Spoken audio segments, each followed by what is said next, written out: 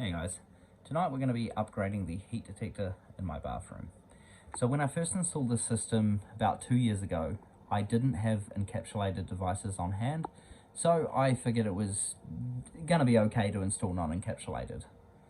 Now for my specific situation, it's worked out quite well. I haven't had any issues with these detectors in the 2 years they've been operational, but when I work in the field and see other places, it seems like non-encapsulated detectors in a bathroom is just a bad idea. They always seem to go wrong, something happens to them. So I figured it's time for an upgrade, change them for the detectors that should be installed in this environment, and avoid any future issues. So I've already gone ahead and changed the one in the toilet. So this is now an encapsulated device. So we've just got this one left to do. The main differences between encapsulated and non-encapsulated is obviously the weather rating. So you can see in here, the only thing you can see in the head here is the resistor or the thermal element, and the rest is sealed behind epoxy. If I take it off its base quickly and pull it out, you can see that the only thing protruding from the back of the detector are the cables itself. A lot of people like to trim down these cables to length, but I prefer to keep them at factory length, just in case you need to do anything in the future, and cap off the remote LED unless you are using it.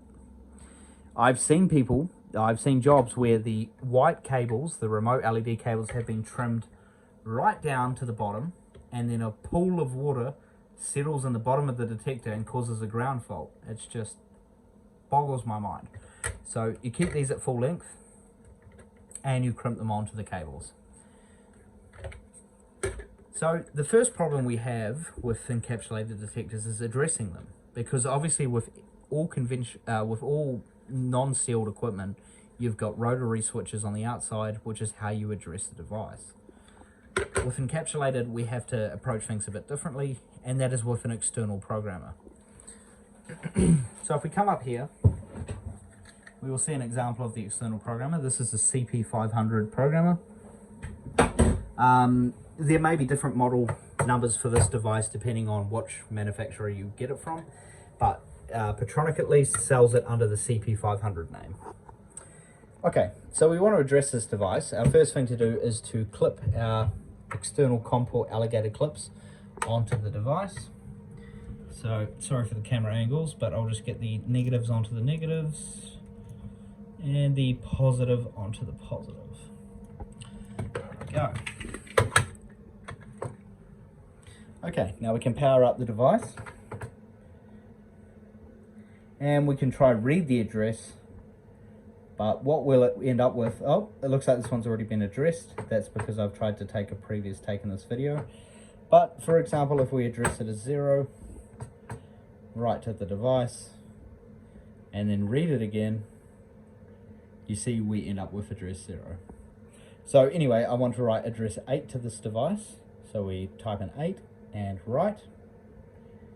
Okay, we see we've got write success. Now we try read again. And there we go, device at 8.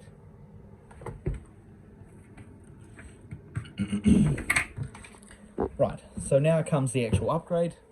So I'm going to have to pull this old detector out, install the new waterproof base, and crimp the detector.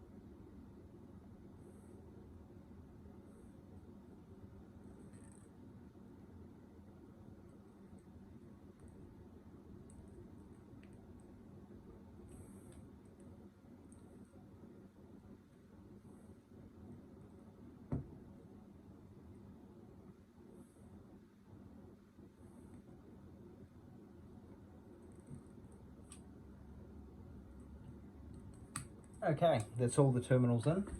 So we'll just check that they're tight and that they're not going to come out, which they are, which is good. Now we poke the terminals through the roof. Don't know how well you can see this, unfortunately.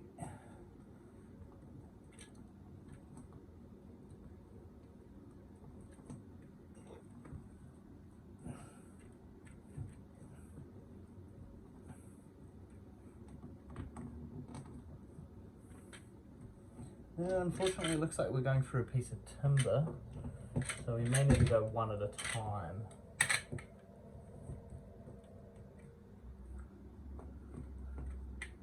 We'll try poke two at up in time and see how that goes.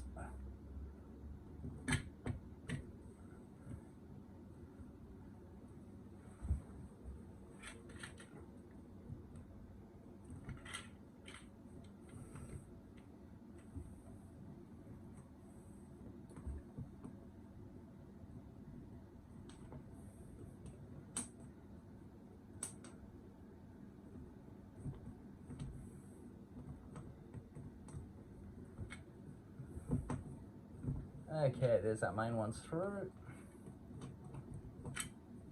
And our other ones. All we need to do now is clip the base on and screw it down with a screwdriver.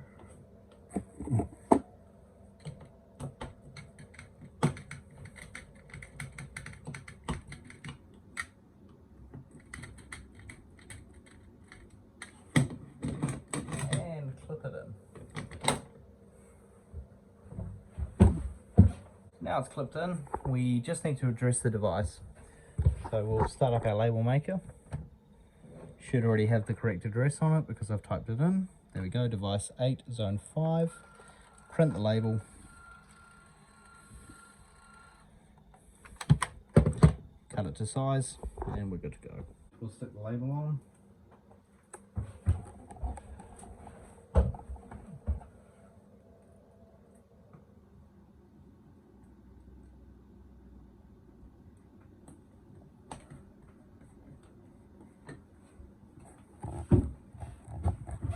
And there we have it. We have now upgraded a non-encapsulated device to an encapsulated device. Thanks for watching, and see you next time.